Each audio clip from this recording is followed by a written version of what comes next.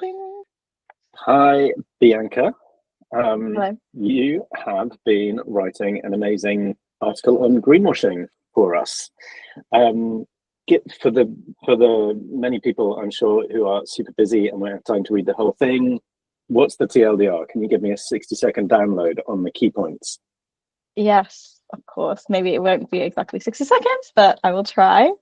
So obviously, if people may not know what it is, greenwashing is essentially misleading consumers through making claims that kind of cause a false impression of kind of the environmental responsibility or sustainability behind a product or a service. And I guess the one of the main points is that it can be done intentionally, but equally it can actually be done accidentally as well by companies just through kind of the process of not really understanding what they can and cannot say.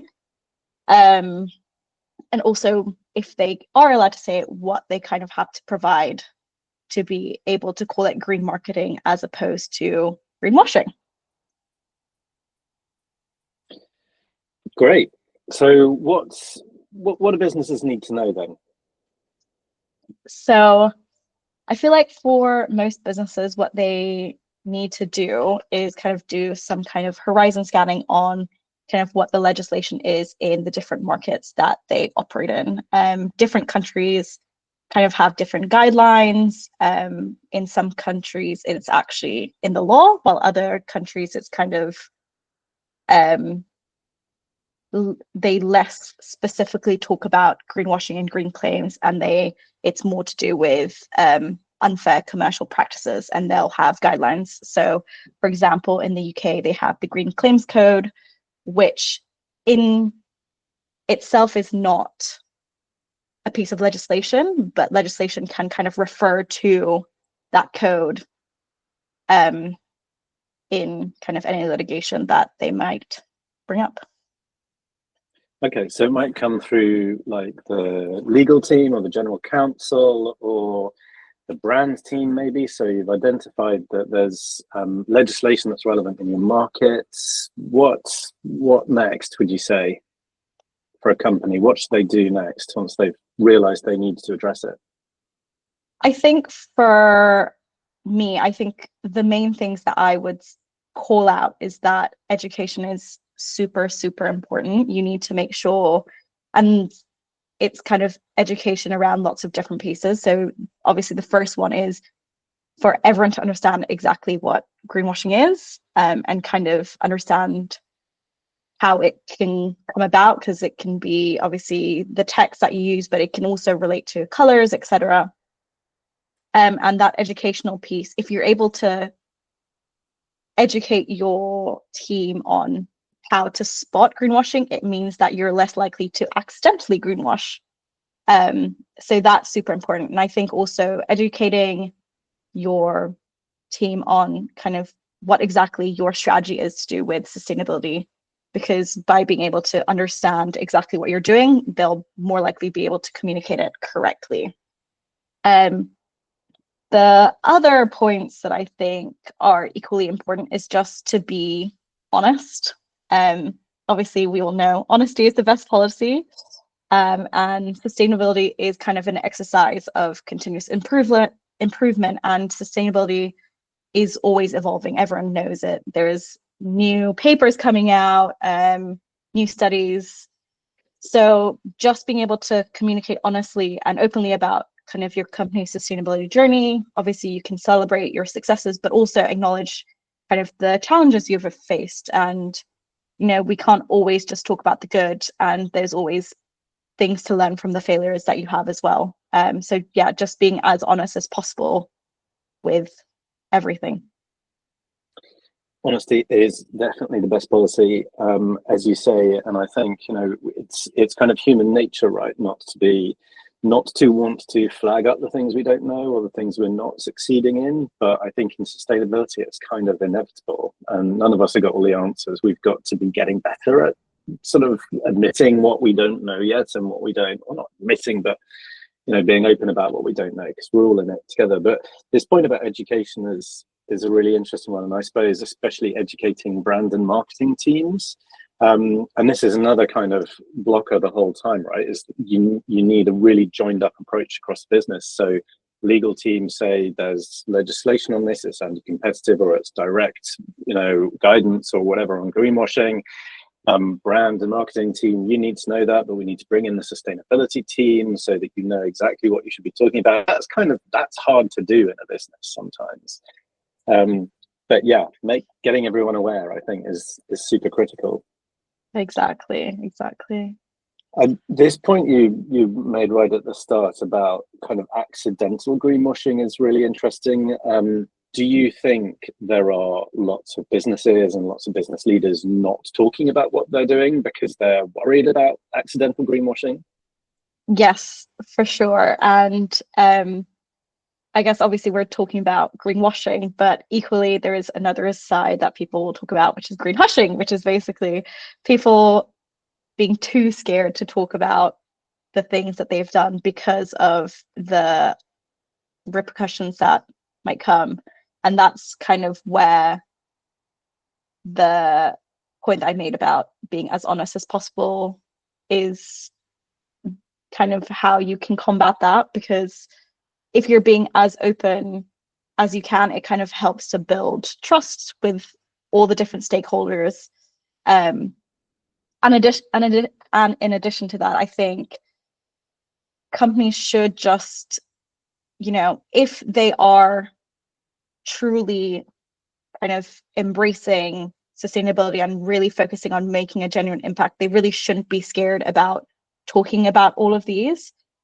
And as long as sustainability is super integrated into your business and into your kind of your wider business strategy, and all the things you're doing are kind of fitting into the strategy and helping you do this, it won't really be seen as a short-term marketing tactic in theory. So you just need to make sure that you really have this robust strategy and you've set clear, measurable goals. And also, again, with the honesty bit, just making sure that you report on these, again, with the successes, the failures. But as long as you report and people know that you've acknowledged that you haven't been able to do this, it really should help with kind of the green marketing as opposed to greenwashing debate. Because sometimes it can be a super, super fine line between those two. Yeah, really interesting. And I do also think, we shared an article, I think earlier this week, on the fact that UK businesses particularly have got a good story to tell on what they've done on sustainability. We're ahead of some markets in the world, and therefore we should be talking about it. And we're kind of doing a disservice to the world of business if we don't talk about it. So it's all about having the confidence to go out with that narrative and building it on really robust, science-based sustainability strategies, so that you've got an answer to the questions that will inevitably and correctly arise. So yeah, some really interesting points there. If it's okay, I'm going to show up a few examples, a few case studies that I have spotted, and I'd love for us to, I'd love for you just to give me your thoughts on what you see here. Is this good? Is this bad? Is this exemplary? What do we got going on? So yes, love this. So on this, I feel like a lot of different brands have things like this, where they'll have a statement. For example, this one, it says 100% recycled ocean plastic bottle.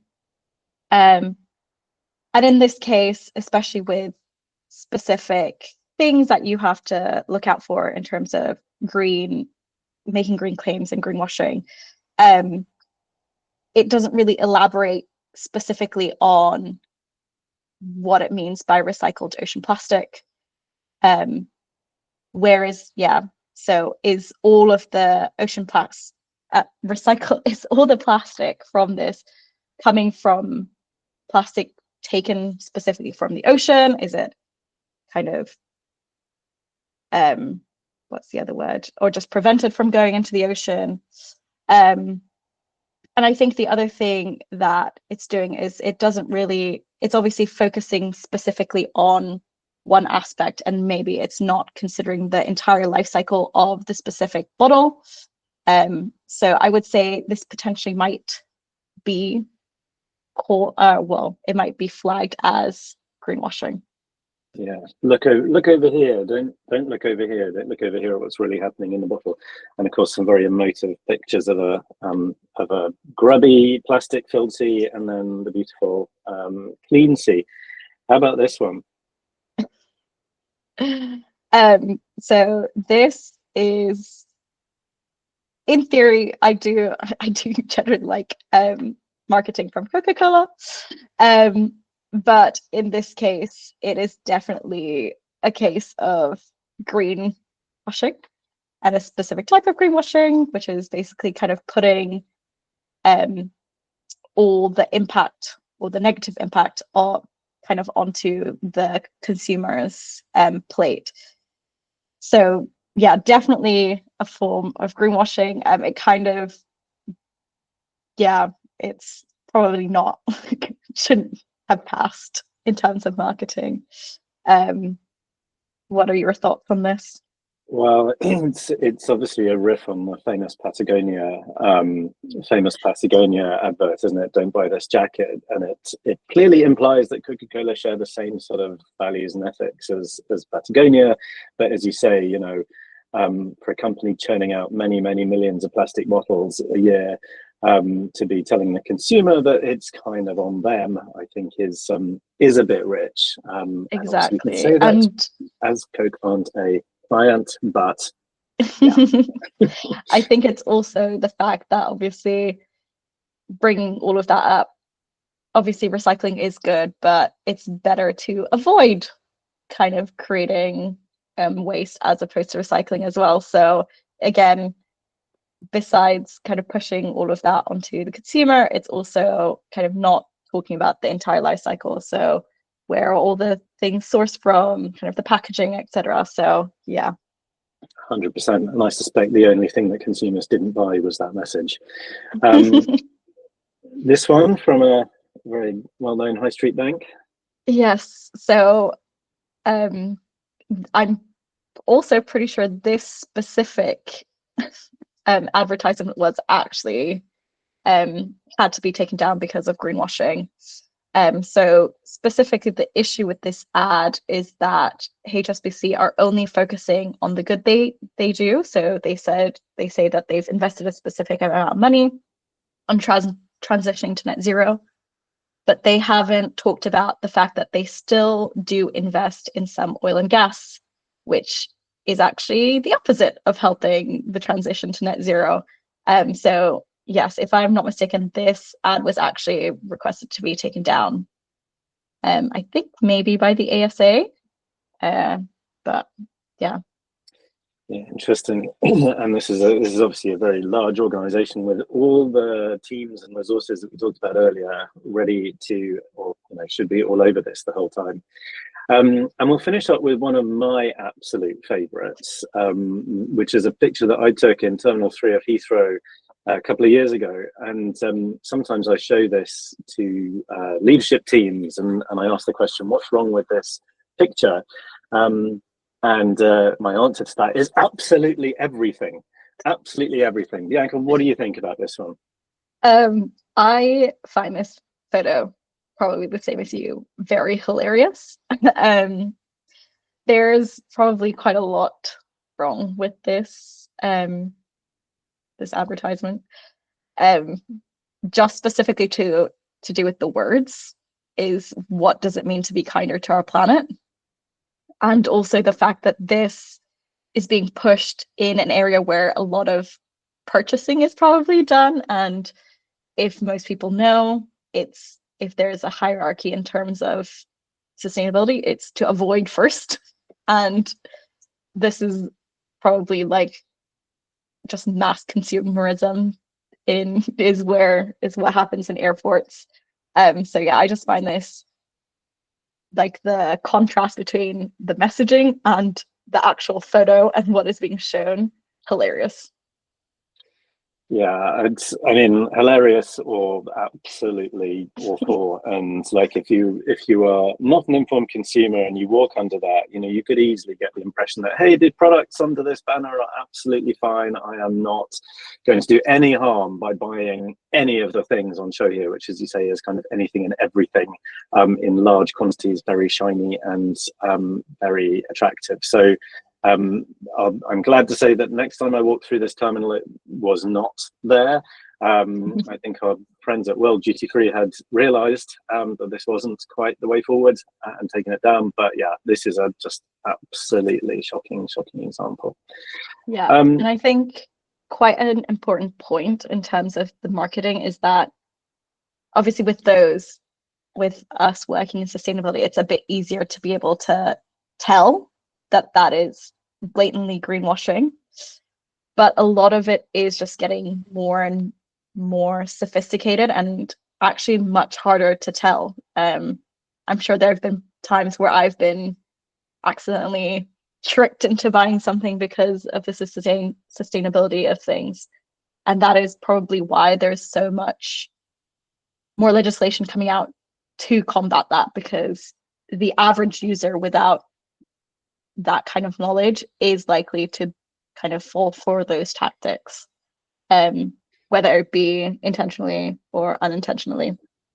And it's not just consumers, right? Yes, exactly. It's not just consumers. It can happen to obviously businesses. It happens all the time. There's obviously in terms of purchasing products, especially if you're you have quite a large supply chain, you probably do look to purchase more sustainable items that have specific certifications. The FSC certification to do with sustainable wood or kind of other sustainable products like that. And sometimes you do have to, in terms of the education piece as well, is you really need to educate yourself on what that means, and don't let some certifications, I guess, fool you. You have to do your due diligence in terms of your supply chain. It's super important, because you may get caught greenwashing because you haven't kind of checked your supply chain, and you've just trusted specific certification. Brilliant. I mean, there's so much, it's such a minefield. There is so much to go at. So thank you, Bianca, for sharing your knowledge and your expertise on this subject. Have a look at the article. It's really good. And it feels like this is something we should do a lot more on. But obviously, you know, lots of expertise in the Green Heart team to help prevent falling into some of these traps. So thanks, Bianca. And yeah, see you again soon. Yep, no problem. Bye. I don't know how to stop. You're gonna have to cut this end of the video at least. Stop recording. Yay.